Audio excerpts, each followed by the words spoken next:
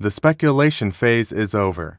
The rumors, the predictions, the endless waiting for a headline that never comes, all of it has been rendered obsolete by a single, undeniable fact: Iraq's monetary shift has quietly entered the execution phase.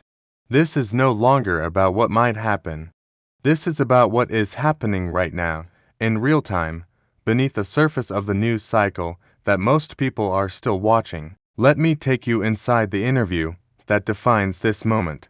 On February 10th, Central Bank Governor Ali Al-Awlaq sat down with Ruda in Erbil and delivered what is, without question, the most important monetary policy statement of the year. To the casual observer, it sounded like a denial. Al-Awlaq stated flatly that the central bank is not studying the topic of changing the exchange rate. He called market speculation great confusion and misplaced. He dismissed any link between the budget deficit and currency adjustment as an incorrect link. But you must learn to read what central bankers do not say. Al-Awlaq did not say the rate is fixed forever. He did not say the rate reflects the true value of the currency. He said the central bank is not currently studying a change. That is a statement about the present, not the future. And more importantly, he spent the rest of that interview describing, in extraordinary detail, exactly what the central bank is doing. And what they are doing is executing a monetary shift that will define Iraq for the next generation. Let me give you the numbers that prove execution is underway. Al-Awlaq revealed that Iraq's foreign reserves now exceed $100 billion, including more than 76 tons of gold. The money supply stands at approximately 100 trillion dinars. But here is the number that reveals the scale of the challenge. More than 80% of that money supply exists outside the banking system. 80%. Trillions of dinars circulating in the shadow economy, invisible to tax authorities, unavailable for productive lending, and entirely beyond the reach of monetary policy. This is not a sign of a healthy economy. This is a sign of systematic evasion. And Al-Awlaq was remarkably candid about the cause, primarily linked to the phenomenon of tax evasion and non-disclosure of revenue levels, profits and income that are achieved, especially in the trade sector. This is the execution phase, not a single dramatic announcement, but a systematic, methodical campaign to bring that 80% into the light. Al-Awlaq explained the mechanism with unusual clarity. If money owners feel reassured about the existence of a fair and transparent tax system, they will bring their money and deposit it in banks. Reassurance. That is the product that the central bank is now manufacturing. And the manufacturing process involves multiple converging lines of execution. Consider the customs front. On February 8th, hundreds of traders and customs clearance company owners protested in central Baghdad. They gathered outside the General Customs Directorate, chanting slogans against corruption and rejecting new fees. They shut down markets across the capital. They hung banners reading "Customs fees are killing citizens." The new tariffs range from 5% to 30%. Traders report that container fees have jumped from around 3 million dinars to as much as 14 million. Infant milk fees rose from about 495,000 dinars to nearly 3 million. To the casual observer, this looks like a policy failure. It looks like a government imposing burdens that the economy cannot bear. But listen to what the protesters are not saying. They are not demanding the ACETA system be improved. They are not asking for better implementation. They are demanding the system be cancelled entirely. They are demanding a return to the old way, the way where goods could be undervalued, duties evaded, and dollars siphoned out of the country. Al-Awlaq addressed this directly. He said the government's position is clear: applying the tariff, applying the ACETA system, and applying the advanced customs declaration. The government is proceeding with it. He called the measures beneficial beyond fiscal gains. This is execution. The government is not backing down. The ACETA system, which provides accurate, real-time information, eliminates estimation and human interference, and contributes to combating money laundering, is being implemented despite the protests. Alak added that discussions are ongoing between Baghdad and the Kurdistan regional government to resolve technical issues related to the system's implementation. Now, let me give you the digital front of this execution phase. On February 9, Prime Minister Masrar Barzani of the Kurdistan region met with Governor Alak and representatives of several Iraqi and Kurdistan region banks, as well as e-wallet service providers. They discussed advancing banking reforms and digital financial services, focusing on the My Account and e-Psûle projects. e-Psûle is not just another government website, it is a unified digital platform developed by the KRG to modernize government payments and services. It allows citizens to pay government bills electronically through banks and digital wallets, reducing reliance on cash and in-person transactions. Officials have described it as a key pillar of the Kurdistan region's broader digital transformation agenda. Governor Alak was explicit about why this matters. He said, "Everyone now understands that handling transactions with cash alongside complex economic demands is no longer sustainable. Establishing a secure and transparent electronic financial system is essential to restoring citizens' confidence in the banking sector." Confidence, reassurance. These are the words of a central banker who understands that monetary policy is ultimately about psychology. You cannot have a strong currency if the people who hold it do not trust the system that issues it. Alak further emphasized that the project represents a model for improving collaboration between the public and private sectors while adapting to global financial transformations. He said, "We fully support all initiatives implemented in the Kurdistan region. Electronic payments are not just an option, they are a necessity for increasing transparency and financial capacity across the country." Now, let me give you the external dimension of this execution. Since November, Iraqi banks have had to comply with SWIFT international transfer system criteria to access their foreign reserves held at the U.S. Federal Reserve. Muzar Saleh, a financial advisor to Prime Minister Soudani, explained that Iraqi banks must now register their dollar transfers on an online platform that reviews every request.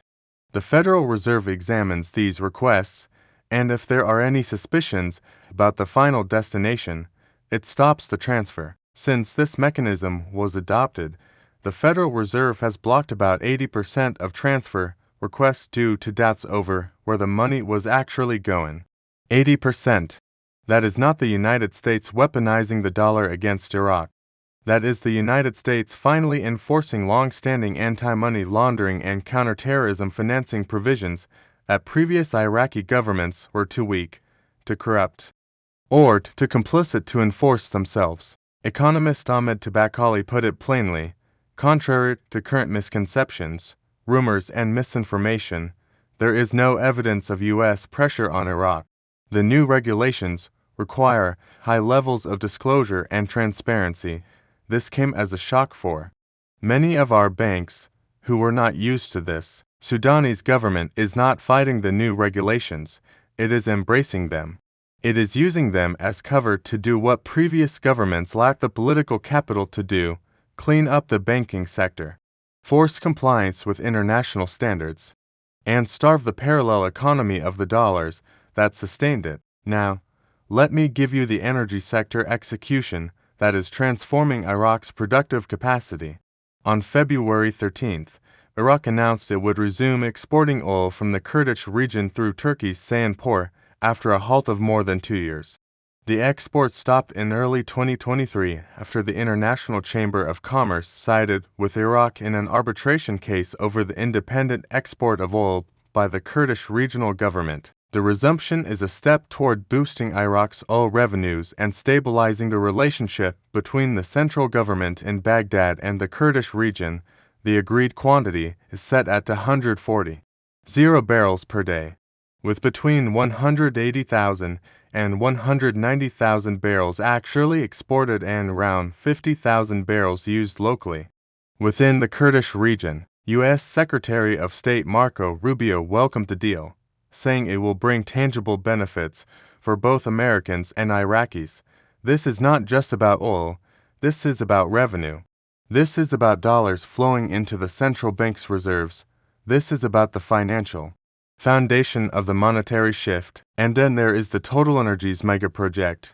According to reports from Iraq's oil ministry, progress on the key elements of Total Energies' $27 billion four-pronged project ranges from 80% to 95% complete.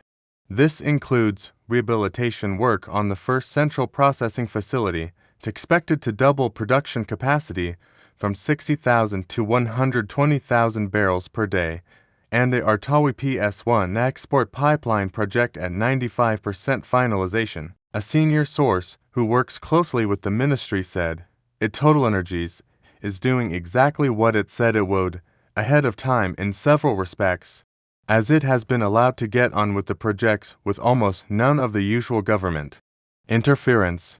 He added, if the rest of the work continues like this, then we are looking at potentially enormous gains in oil production in a relatively short time. The centerpiece Common Seawater Supply project could enable Iraq to dramatically raise output by sustaining reservoir pressure at major southern fields. The gas capture element would cut Iraq's dependence on Iranian gas, curb flaring, revive the stalled Nebrus petrochemicals project, and reduce Tehran's geopolitical leverage. This is the productive capacity that will underwrite the currency. You cannot have a strong currency without a strong economy. And Iraq is finally, after decades of war and mismanagement, building the infrastructure of a strong economy. Now, let me address the parallel market reality that dominates the headlines. The official rate stands at 1,320 dinars per dollar. The parallel market trades around 1,570 dinars. This gap has caused real pain for ordinary Iraqis. Saad Altai, a retiree who helps his son run a small shop in Baghdad's Karada district, described it as a real problem. When the dollar was valued at 1,470 dinars, his pension was worth $336. At 1,570 dinars, his pension is worth $314. This is real. This is painful. This is the human cost of the transition. But it is also temporary. Alak described the currency fluctuation as a temporary situation, and the government has taken measures to stabilize the exchange rate, including facilitating dollar trade in the private sector through Iraqi banks and opening foreign exchange outlets at state-owned banks for those wishing to travel abroad. More importantly, the cabinet has decided to oblige all state bodies to sell goods and services in Iraq in dinars at the central bank's exchange rate of 1,320 to the dollar. Saleh argued that these measures are important as they show that the state is there to protect the market and citizens. This is execution. The state is not abandoning the currency. The state is building the infrastructure that will ultimately support it. Alak addressed the fundamental question directly. When asked about the money supply outside banks, he said, if money owners feel reassured about the existence of a fair and transparent tax system, they will bring their money and deposit it in banks. Reassurance. That is what the entire execution phase is about. The customs system is being implemented despite protests. The digital payment platforms are launching. The oil exports are resuming. The mega project is racing toward completion. The Federal Reserve is enforcing compliance. The banks are adapting to SWIFT requirements. Every single one of these developments is part of the execution. Every single one is designed to create the conditions under which that 80% of the currency circulating outside the banking system can finally, safely, confidently flow into the formal economy. When that happens, when the shadow economy begins to trust the formal economy, 80% will start flowing into banks. That inflow of deposits will expand the lending capacity of the banking system. That expanded lending will fuel investment and consumption.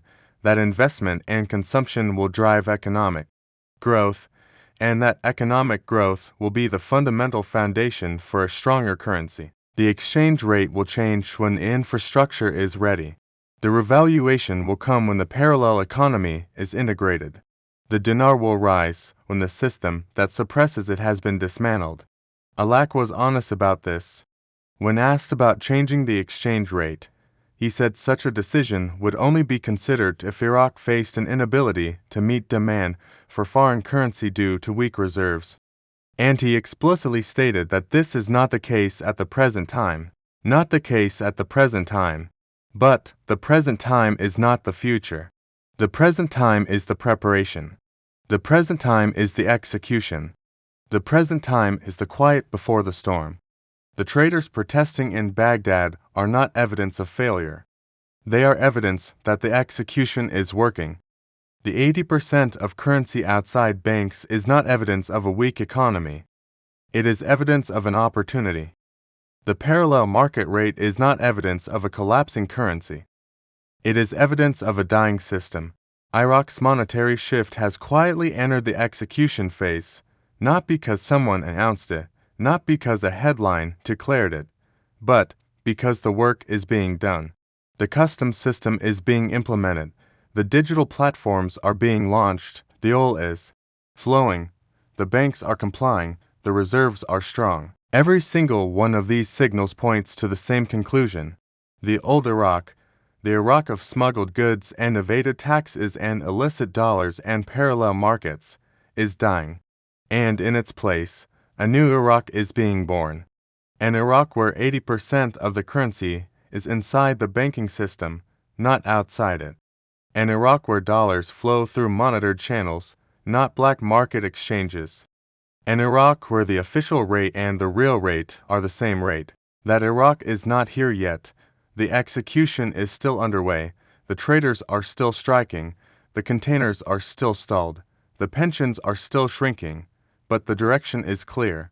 The execution phase is here, and when it concludes, the dinar will finally reflect the nation it actually represents.